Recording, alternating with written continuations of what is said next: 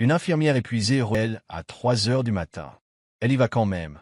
Et le PDG, père célibataire, ne la laissera plus jamais partir. New York, début de l'hiver.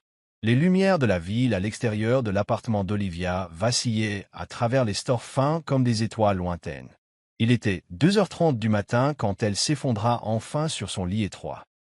Sa blouse était froissée, ses cheveux blonds collaient à son front humide, et ses jambes lui faisaient mal après le service de 14 heures aux urgences qu'elle venait de survivre. Le froid de la fenêtre fissurée lui mordait les chevilles, mais elle était trop fatiguée pour s'en soucier. Elle venait de retirer son masque chirurgical et sombrait dans un demi-sommeil quand son téléphone sonna. Le son strident déchira le silence comme une sirène. Olivia gémit, se frotta les yeux et cligna devant le numéro inconnu sur l'écran. Elle répondit. « Man, le cœur de papa lui fait encore mal », sanglota une petite voix.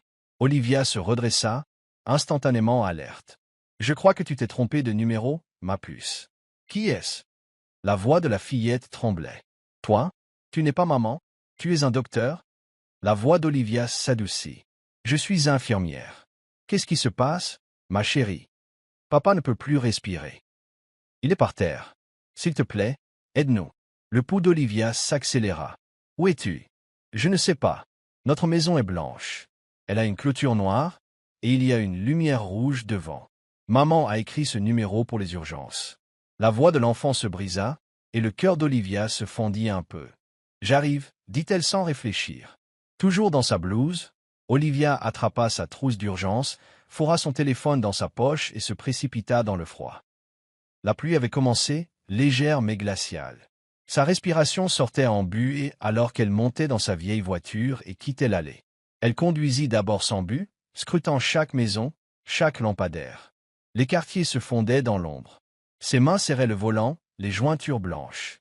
Puis elle la vit, une vieille maison blanche avec une clôture en fer forgé noir et une lumière de porche rouge vacillante. Elle se gara sur le bas-côté, monta les marches en courant et frappa fort. La porte s'entr'ouvrit en grinçant. Une petite fille, pas plus de 4 ans, se tenait pieds nus, les joues humides de larmes. « Tu es venue » murmura-t-elle. « Je t'ai dit que je viendrais » dit Olivia doucement. La fillette la conduisit à l'intérieur. Dans le salon, un homme gisait effondré sur le sol, haletant, se tenant la poitrine. Sans hésitation, Olivia tomba à genoux, ouvrit son sac et commença les soins d'urgence. Ses lèvres étaient pâles. Sa respiration était faite de râles superficiels. Elle attrapa son inhalateur, appliqua une pression, lui parla d'une voix stable, même s'il ne pouvait pas répondre. Enfin, après de longues minutes, la respiration de l'homme ralentit. Sa poitrine se soulevait et s'abaissait, non plus violemment. Ses paupières vacillèrent. Il leva les yeux vers elle, confus, la voix rauque. « Qui êtes-vous » Olivia expira, tremblait. « Une petite fille m'a appelé. Elle pensait que j'étais quelqu'un d'autre. Mais elle croyait que je pouvais l'aider, alors je suis venu. » L'homme cligna lentement des yeux, et pour la première fois, Olivia vit son visage en pleine lumière. Mâchoire anguleuse, joues creusées, et des yeux épuisés qui avaient dû être brillants autrefois. Ce n'était pas un homme ordinaire. Mais à ce moment-là, rien de tout cela n'importait, car cette nuit, la croyance désespérée d'une enfant avait trouvé son chemin jusqu'aux mains de quelqu'un qui n'allait pas la laisser tomber. Le salon était faiblement éclairé, des ombres s'étirant sur les murs. Olivia était assise sur le bord du canapé, sa trousse d'urgence toujours ouverte à côté d'elle. Le son faible d'une ambulance se rapprochait. Elle avait fait tout ce qu'elle pouvait pour l'instant. Noah respirait de nouveau régulièrement, bien que sa peau parût encore pâle et tirée. Un gémissement rompit le silence. Noah bougea sur le tapis, levant une main vers sa poitrine. Puis ses yeux s'ouvrirent lentement. Il cligna des yeux vers le plafond, puis tourna la tête et la vit. « Vous n'êtes pas de l'hôpital » dit-il d'une voix rauque, qui se cassa. « Qui êtes-vous » Olivia S.E. Leva, S.E. Brassant les genoux. « Je suis infirmière. Je viens de finir mon service.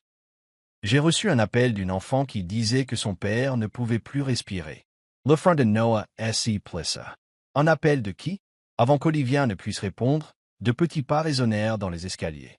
Une petite fille aux cheveux noirs en désordre et aux joues striées de larmes émergea de l'ombre, serrant un lapin en peluche contre sa poitrine. « Lily » murmura Noah. Il essaya de s'asseoir, mais Olivia posa doucement une main sur son épaule. Ne forces pas. Olivia s'accroupit au niveau de la fillette. C'est toi qui m'as appelé, ma puce. Lily hocha lentement la tête. J'ai appuyé sur le numéro que maman m'a donné. Pour quand papa serait malade. Le cœur d'Olivia se serra. Et ta maman, elle n'est plus là. La fillette secoua la tête. Elle est dans le ciel, comme les étoiles. Noah ferma brièvement les yeux, comme si les mots touchaient quelque chose de profond. Olivia regarda de Lily à lui, puis de nouveau à Lily. Je pense que j'avais son numéro avant, dit Olivia doucement. Votre femme. Les compagnies de téléphone les réutilisent. Je suppose qu'il a fini par m'être attribué. La lèvre inférieure de Lily trembla. Mais tu as répondu. Tu es venu. Oui, dit Olivia. Et tu as été si courageuse d'appeler. On frappa à la porte. Les ambulanciers étaient arrivés. Olivia les fit entrer et leur fit un rapport rapide. Ils stabilisèrent Noah, prirent ses constantes et installèrent un masque à oxygène portable. Il refusa d'aller à l'hôpital pour l'instant, insistant sur le fait qu'il verrait son médecin le lendemain matin.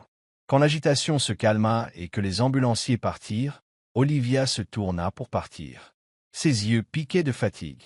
Sa blouse froide collait à sa peau. Et l'aube n'était plus qu'à 1 heure. Mais alors qu'elle attrapait son manteau, une petite traction l'arrêta. « Lily !» Les doigts minuscules de l'enfant agrippaient l'ourlet de la chemise d'Olivia. « Tu peux rester? Juste un peu plus longtemps ?» demanda-t-elle, les yeux grands et suppliants. Olivia hésita. Noah essaya de se redresser, les regardant. « Vous en avez assez fait, dit-il, la voix basse mais sincère. Vous n'aviez vraiment pas à venir. Olivia croisa son regard. Peut-être pas, mais quelqu'un a appelé à l'aide, et je ne suis pas le genre de personne qui ignore ça. Noah regarda sa fille, puis de nouveau Olivia. Elle n'a pas beaucoup parlé depuis le décès de sa mère. Elle n'appelle jamais personne. Je ne sais même pas comment elle s'est souvenue du numéro. Je suppose, dit Olivia, soulevant doucement Lily sur ses genoux, que parfois, le cœur se souvient de ce que l'esprit oublie. La pièce redevint silencieuse. Olivia resta assise, tenant Lily alors que l'enfant posait sa tête sur son épaule. Noah se reposa sur le canapé, respirant lentement et régulièrement, et dans ce petit cercle de silence, lié par le deuil, l'instinct et un appel malencontreux, quelque chose de fragile et de nouveau commença à se former, comme la première chaleur avant le lever du soleil. L'horloge sur la cheminée sonna 5 heures. Olivia aurait dû partir depuis longtemps. Son service s'était terminé des heures plus tôt, et l'épuisement tirait sur chaque fibre de son être. Pourtant, elle resta. Ses jambes repliées sous elle sur le tapis du salon. Une couverture chaude drapée sur ses épaules. Lily, maintenant blottie contre son flanc, laissa échapper un doux soupir alors qu'Olivia passait doucement ses doigts dans les cheveux emmêlés de la fillette. Le salon était devenu plus calme, plus paisible, la lumière du petit matin se faufilant à travers les rideaux. Elles avaient parcouru 2 livres d'images, bien usés, aux coins cornés et aux faibles gribouillis de crayons. Olivia avait pris un biberon de lait chaud dans le réfrigérateur, devinant par instinct où se trouvaient les choses. Elle avait tenu Lily quand la respiration de la petite fille s'était coupée de chagrin en plein milieu d'une phrase et lui avait murmuré des histoires de hiboux courageux et de ciels étoilés jusqu'à ce que ses sanglots se transforment en bâillements. Noah, encore faible mais alerte maintenant, avait observé depuis le canapé avec une couverture sur ses jambes. Sa respiration était moins laborieuse, l'oppression dans sa poitrine soulagée grâce à l'intervention rapide d'Olivia. Il n'avait pas beaucoup parlé, sa voix encore rauque, mais ses yeux ne quittaient guère la vue de sa fille. Finalement endormie, enveloppée de chaleur et de réconfort, s'accrochant à une étrangère comme si elle l'avait connue toute sa vie. Cela remua quelque chose en lui, un étrange mélange de culpabilité, de gratitude, et autre chose qu'il ne pouvait nommer. « Je ne sais pas comment vous remercier, » dit-il enfin, rompant le silence. Olivia leva les yeux. « Vous n'avez pas besoin. Vous m'avez sauvé la vie. J'étais juste là, » répondit-elle doucement, au bon moment. Il se pencha en arrière contre les coussins, expirant lentement. « Non, vous étiez ce dont elle avait besoin, ce dont j'avais besoin, même par erreur. » Olivia sourit faiblement, passant une mèche de cheveux derrière son oreille. C'est une petite fille forte. Elle savait quoi faire. La plupart des adultes paniqueraient. Elle n'a parlé à personne comme ça depuis plus d'1 an, murmura Noah, depuis le décès de sa mère. J'ai essayé des thérapeutes, des conseillers scolaires, rien n'a fonctionné. Et puis ce soir, vous. Les yeux d'Olivia se posèrent de nouveau sur l'enfant niché à son côté. Peut-être qu'elle avait juste besoin d'être celle qui aidait quelqu'un cette fois. Parfois, c'est comme ça que la guérison commence. La pièce retomba dans le silence.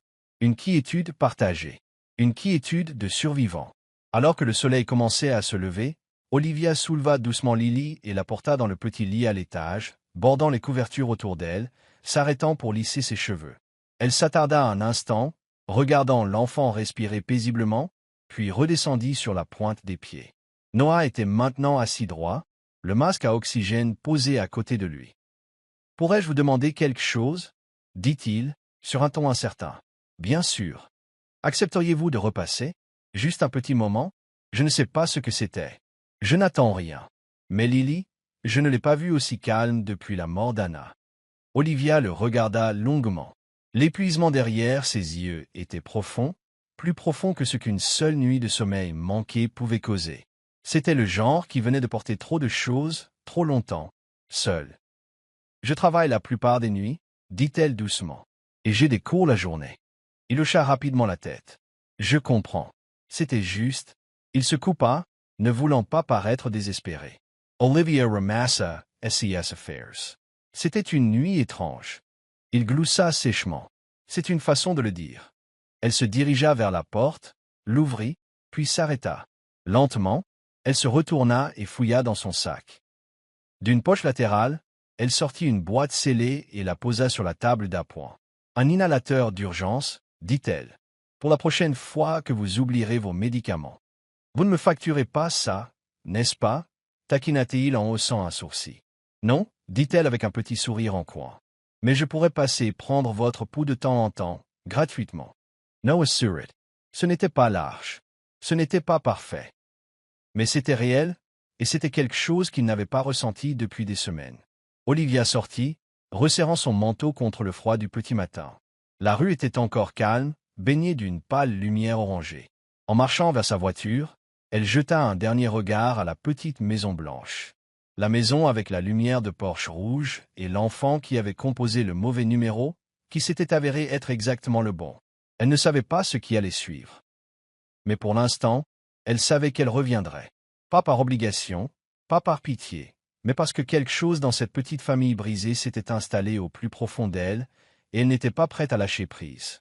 Chaque jour commençait désormais de la même manière. Olivia arrivait à la Maison Blanche avec la clôture en fer et la lumière de Porsche rouge vers 9 heures du matin, apportant toujours quelque chose de petit. Un livre d'histoire, une pâtisserie fraîche ou un nouveau set de coloriage pour Lily. La petite fille attendait à la fenêtre, le nez pressé contre la vitre, faisant un signe de la main quand Olivia arrivait. Noah regardait généralement de la cuisine, sirotant silencieusement son café, à la fois reconnaissant et incertain de ce que cette routine devenait. Olivia ne restait jamais longtemps. Au début, juste 1 heure ou 2. Elle lisait à Lily, la faisait rire, ramassait les jouets éparpillés et rappelait doucement à Noah de prendre ses médicaments ou de manger quelque chose qui n'était pas une pizza réchauffée. Elle ne s'imposait jamais. Pourtant, d'une manière ou d'une autre, elle devint partie intégrante du rythme de la maison. Ni bruyante, ni tapant accent grave l'œil, juste présente. Un matin, Lily entraîna Olivia dans son petit coin artistique et lui montra un dessin au crayon. Un bonhomme allumette aux longs cheveux jaunes se tenant entre 2 autres personnages. Un grand. « C'est toi », dit-elle fièrement en montrant le personnage du milieu. « Papa et moi te tenons la main pour que tu ne te perdes pas. » Le cœur d'Olivia se serra. Noah vit le dessin plus tard dans la journée et ne dit rien. Mais quand Olivia alla à la cuisine, elle trouva un mot à côté d'une tasse de thé qu'il lui avait préparée. Merci de ne pas t'être perdu. Ce soir-là, après que Lily fut couchée et que la maison se fut installée dans son habituel silence doux, Olivia et Noah s'assirent aux extrémités opposées du salon. Un documentaire sur la vie marine passait à la télévision, mais aucun des deux ne regardait vraiment. « Ça te manque parfois ?» demanda soudain Olivia, rompant le silence. Noah leva les yeux. « Qu'est-ce qui me manque ?» Diriger une entreprise, porter des costumes, donner des conférences TED. Un rire sec lui échappa. Je pensais que j'étais important, que ce que j'avais construit comptait. Il marqua une pause, les yeux se perdant vers la cheminée. Mais après la mort d'Anna, Je ne pouvais plus entrer dans ce bureau sans me sentir comme un imposteur. Tu es parti à cause d'elle, dit Olivia doucement. Noah hocha la tête. Il disait que c'était une opération de routine, une opération facile. Elle a même ri quand je l'ai déposée ce matin-là. Sa voix se brisa légèrement. J'ai signé les papiers d'admission. Je l'ai laissée là. Et quand ils m'ont appelé des heures plus tard, ce n'était pas pour dire qu'elle était en convalescence. Je suis tellement désolé, dit Olivia. Il se tourna vers elle, les yeux creux mais stables. Je déteste les hôpitaux, Olivia. Je déteste leur odeur. Je déteste ce qu'on y ressent. Je déteste l'avoir confiée à un système qui n'a pas pu me la ramener. Elle ne répondit pas. Il n'y avait pas de réponse à donner. Seulement le silence. Et parfois, c'était suffisant. Les jours suivants passèrent tranquillement. Mais Olivia sentit les lignes autour d'elle se brouiller. Elle était ici presque tous les jours maintenant. Elle savait où étaient gardées les céréales. Elle connaissait le shampoing que Lily aimait et quelle lumière bourdonnait si on les laissait allumer trop longtemps. Elle connaissait la routine de Noah. Café à 7 heures, premier email à 8 heures, arpentant le couloir à 9 heures. Et pourtant, elle ne vivait pas ici. Elle ne faisait pas partie de ce monde. Un après-midi, elle resta assise seule dans sa voiture après avoir quitté la maison. Ses mains agrippèrent le volant plus longtemps que nécessaire. Sa poitrine se sentait serrée, non pas de douleur, mais de la confusion qui tourbillonnait en elle comme du brouillard. Ce n'était pas sa famille. Ce n'était pas sa vie. Cette nuit-là, elle sortit un stylo et écrivit un email à son superviseur infirmier. C'était simple et poli. Une demande de quelques jours de congé, citant une réflexion personnelle. Elle avait besoin d'espace. Non pas parce que quelque chose avait mal tourné, mais parce que quelque chose commençait à sembler juste. Trop juste. Le lendemain matin, elle arriva à la porte de Noah. Pas avec un livre de coloriage, mais avec une enveloppe. « J'ai besoin de quelques jours », dit-elle en offrant un petit sourire. « Pour réfléchir. Pour respirer. » Noah la fixa un instant, puis hocha la tête. « D'accord. » Lily dévala les escaliers, les bras tendus. « Au lit aujourd'hui. » Olivia s'accroupit, embrassa le front de la fillette et murmura. « Pas aujourd'hui, ma puce, mais bientôt. » En s'éloignant de la maison, Olivia ressentit une étrange douleur, comme si elle laissait derrière elle quelque chose qu'elle n'était pas tout à fait prête à nommer. Pas l'amour. Pas encore. Mais quelque chose de proche. De retour à l'hôpital, tout semblait différent. Le rythme familier de la prise des constantes, de l'ajustement des perfusions et de la réponse aux appels d'urgence aurait dû ancrer Olivia. C'était le cas avant. Mais maintenant, les lumières stériles semblaient plus froides, les couloirs plus résonnants, son uniforme plus serré contre sa poitrine, comme quelque chose qui n'allait plus. Elle se déplaçait dans les services avec une grâce exercée, mais les yeux ternes. Les patients étaient les mêmes, les procédures inchangées, mais quelque chose en elle avait changé. Cela ne faisait que 4 jours qu'elle avait quitté cette petite maison blanche. 4 jours qu'elle avait dit au revoir à Lily et remis cette enveloppe à Noah. 4 jours, mais cela semblait une absence bien plus longue que ce que le temps pouvait mesurer.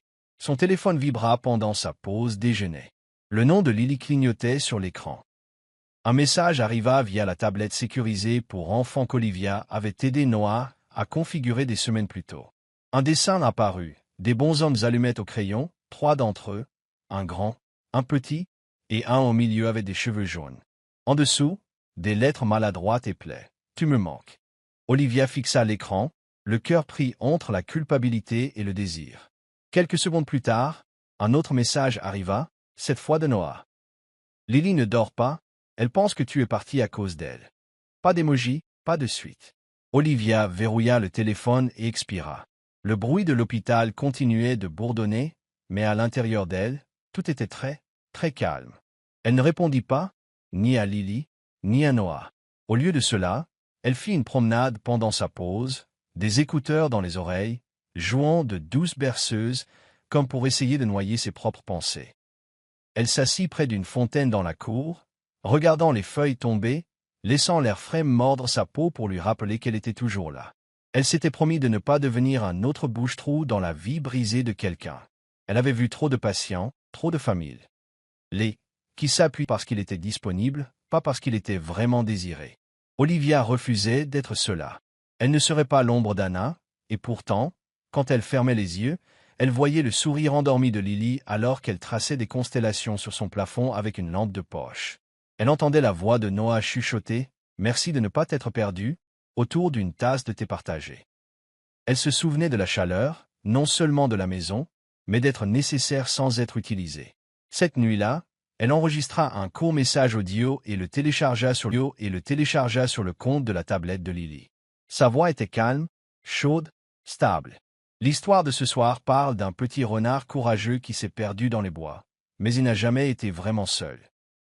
Elle ne dit jamais son nom, ne mentionna jamais Noah, mais l'histoire était une histoire que Lily saurait être destinée juste pour elle. Et quelque part, dans le silence de cette maison blanche, Noah écouta aussi.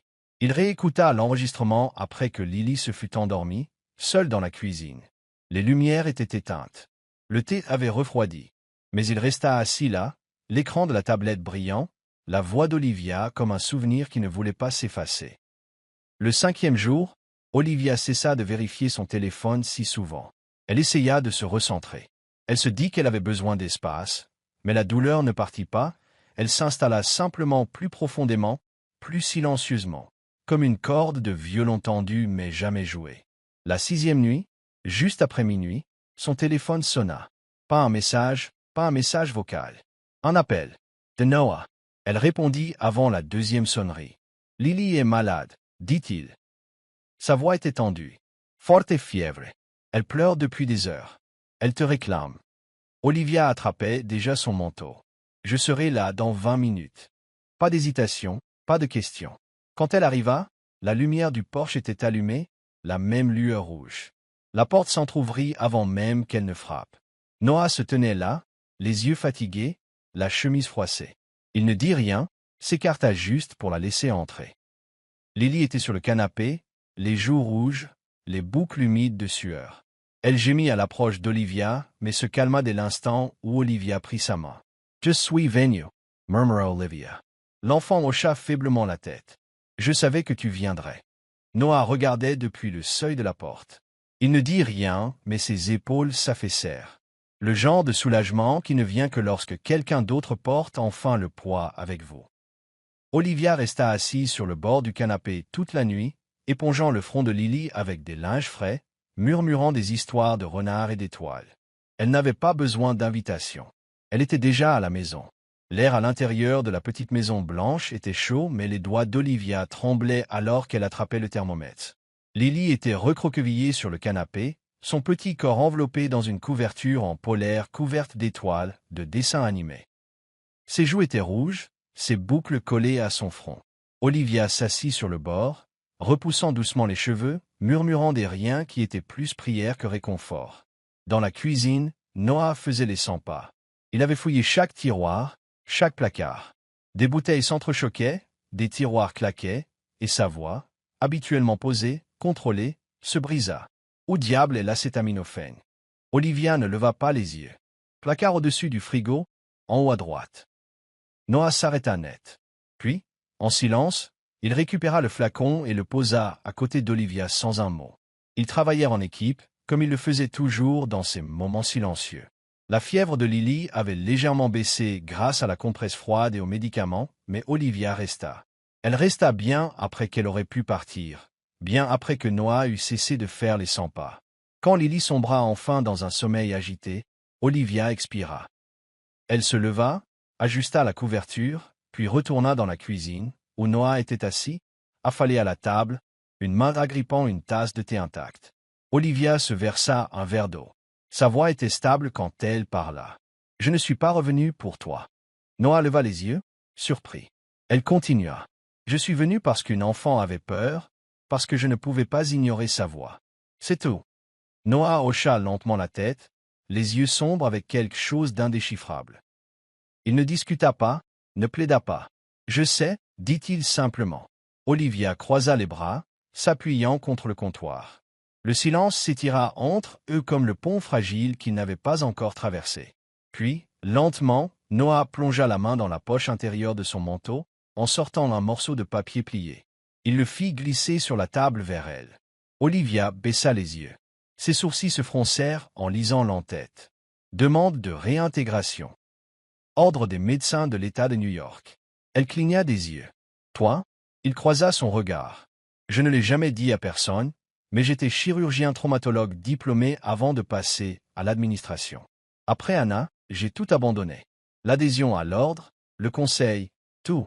Je ne pensais pas pouvoir me faire confiance pour aider un autre patient. Pas après.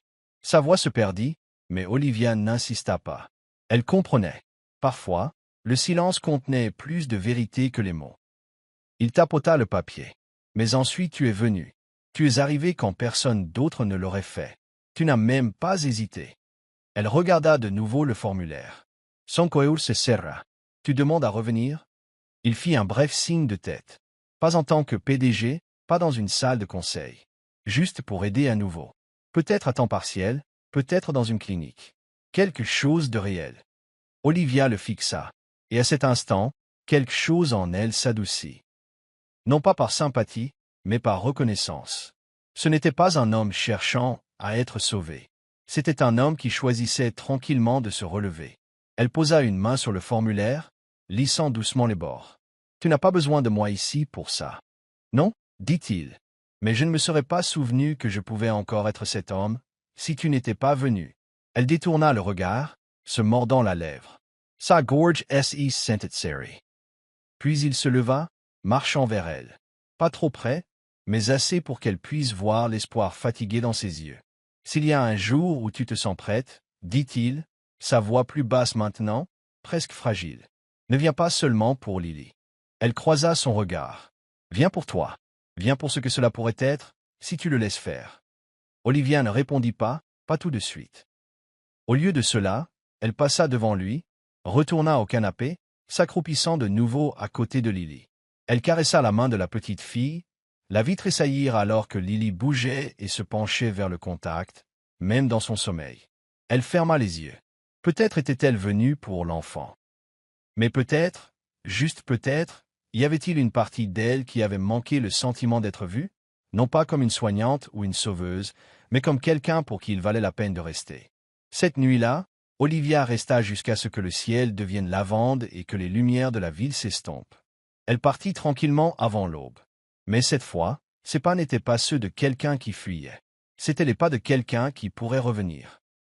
Un an plus tard, le quartier semblait différent pour Olivia, non pas parce que les rues avaient changé, mais parce qu'elle avait changé. Fini les services de nuit aux urgences, la paperasse sans fin et les couloirs blanchis qui consumaient autrefois ses jours et ses nuits. Elle avait troqué l'odeur stérile de l'antiseptique pour l'air vif des petits matins et les rires des enfants. Son appartement était maintenant un petit 2 pièces au-dessus d'une boulangerie, à seulement 3 rues de la maison de Noah. C'était modeste, avec des meubles dépareillés et des rideaux délavés par le soleil, mais c'était à elle. Pour la première fois depuis des années, Olivia choisissait où être, et elle choisissait ici. Elle ne portait plus de blouse. Au lieu de cela, chaque matin, elle ouvrait les portes d'un garage aménagé qui servait de salle de classe de premier secours communautaire. À l'intérieur se trouvaient des rangées de mannequins de la taille d'un enfant, des affiches sur les techniques de Heimlich, des étagères de bandage et de stéthoscopes en plastique, et un tableau blanc avec les sujets de la leçon du jour. Lily était toujours la première à arriver. Maintenant âgée de 5 ans, la petite fille entrait dans chaque cours avec son sac à dos rebondissant et ses boucles attachées en une queue de cheval en désordre. Elle marchait jusqu'à Olivia, lui adressait un large sourire et annonçait « J'ai pris l'attention de papa ce matin. Il va bien. » Olivia faisait semblant de halter d'admiration. « Eh bien, infirmière Lily, vous êtes promue médecin junior immédiatement. » Chaque enfant de la classe l'adorait, mais aucun plus que Lily, qui insistait pour appeler Olivia « Coach Liv ».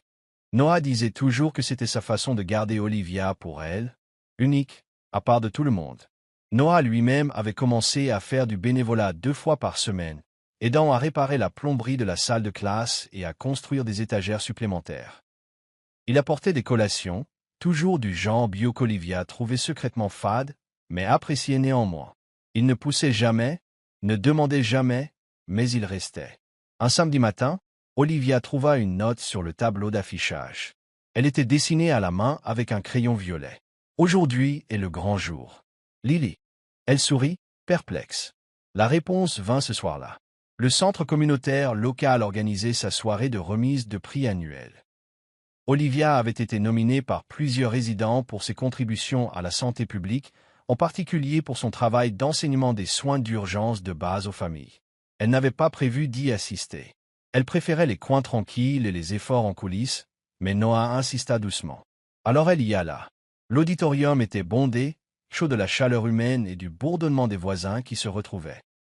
Olivia s'assit à l'arrière, les cheveux derrière les oreilles, le cœur battant doucement. Puis elle entendit son nom. Elle leva les yeux juste à temps pour voir Lily, vêtue d'un chemisier blanc et d'une jupe bleue, monter sur le podium. Le microphone était presque plus grand qu'elle. Le maître de cérémonie lui chuchota quelque chose, ajustant le micro. Puis Lily s'éclaircit la gorge. « Mon nom est Lily Campbell. J'ai 5 ans. Avant, j'avais très peur la nuit, surtout quand mon papa tombait malade. Mais ensuite j'ai rencontré quelqu'un de courageux. Le public a citat. Elle est venue chez moi parce que j'ai appelé ma maman. Mais elle est venue quand même si elle n'était pas ma maman. Elle n'est pas ma maman. » Lily marqua une pause, sa petite voix stable mais émue. « Mais c'est la personne à qui je veux le plus ressembler quand je serai grande. » Il y eut un temps de silence, puis un tonnerre d'applaudissements. Olivia ne bougea pas, ne pouvait pas. Sa gorge se serra, ses mains tremblèrent, et sa vision se brouilla alors que les larmes remplissaient ses yeux. Puis une main chaude trouva la sienne. Elle baissa les yeux. Noah se tenait à côté d'elle, silencieux, son expression douce mais sûre. Il ne dit rien. Il n'en avait pas besoin. Ses doigts s'entrelacèrent avec les siens, doucement mais fermement. Olivia se retourna vers la scène, les larmes coulant sur sa joue. Ce n'était pas une grande déclaration, ni une demande en mariage, ni une réunion dramatique, mais c'était quelque chose de plus calme, de plus fort. C'était un sentiment d'être vu, d'être désiré, d'être à la maison. Le soleil était bas dans le ciel, projetant de longues bandes dorées sur la clôture blanche qui encadrait leur jardin tranquille. Une douce brise printanière murmurait à travers les feuilles de l'érable, et l'odeur des biscuits frais flottait depuis la fenêtre ouverte de la cuisine. L'après-midi portait cette rare quiétude, celle qui vous fait faire une pause, respirer et ressentir. Olivia était assise en tailleur sur une couverture à carreaux, une tasse de thé à la camomille nichée entre ses paumes. Ses cheveux blonds brillaient dans la lumière déclinante. De l'autre côté de l'herbe, Lily faisait la roue pieds nus, son rire traînant derrière elle comme de la musique. Ses boucles blondes rebondissaient à chaque culbute, une joie non filtrée et libre. Noah était assis à proximité sur un banc en bois, un livre ouvert sur ses genoux mais non lu.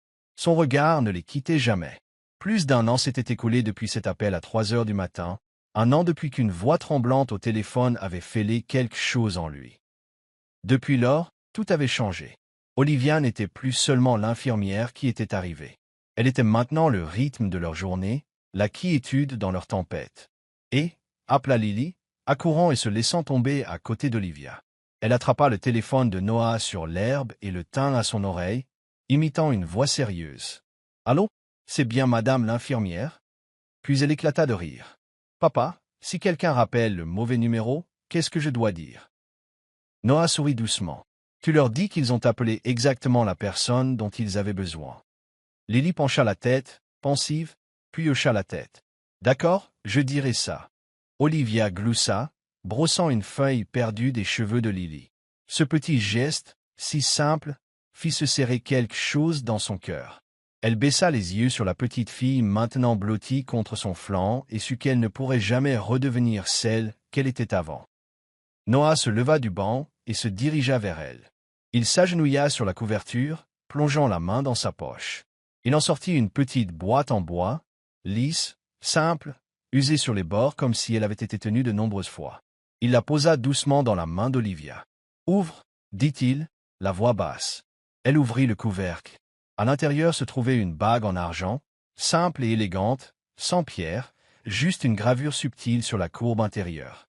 « A répondu à 3 heures du matin. » Elle leva les yeux vers lui, les yeux grands ouverts. « Je n'avais jamais prévu d'aimer à nouveau, » dit Noah, sa voix stable mais douce. « Mais cette nuit-là, quand tu es arrivé sans savoir qui j'étais, fatigué et pourtant prête à venir, tu n'as pas seulement sauvé ma vie.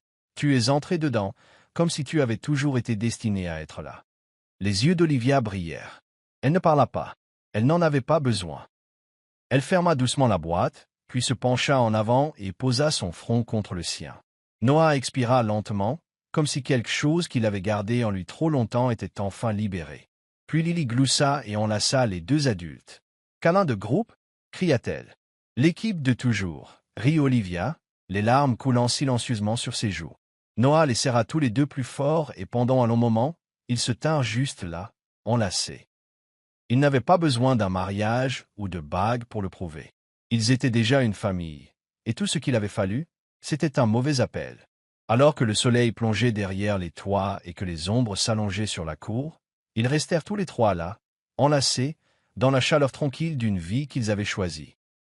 Parfois, les gens que nous sommes censés aimer ne nous viennent pas par le sang, mais par accident, par grâce, par le courage de répondre quand personne d'autre ne le ferait. Et parfois, le mauvais numéro est le début de tout ce qui est juste. Merci de nous avoir rejoints dans ce voyage émotionnel, un conte né d'un simple mauvais appel et du courage d'une petite fille. Dans un monde qui semble souvent déconnecté, ce sont des histoires comme celle-ci qui nous rappellent que l'amour ne frappe pas toujours à la porte d'entrée. Parfois, il sonne à 3 heures du matin et demande « Pouvez-vous aider ?» Si cette histoire a touché votre cœur, si elle vous a fait croire à nouveau au pouvoir tranquille de la gentillesse et à la beauté inattendue de la famille retrouvée, veuillez aimer, partager et surtout, vous abonner à Soul Steering Stories. Parce que quelque part, quelqu'un a besoin qu'on lui rappelle que l'espoir peut venir de n'importe où, même du son d'un téléphone au milieu de la nuit.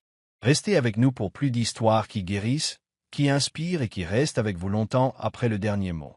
C'est Soul Steering Stories, où chaque récit est un battement de cœur.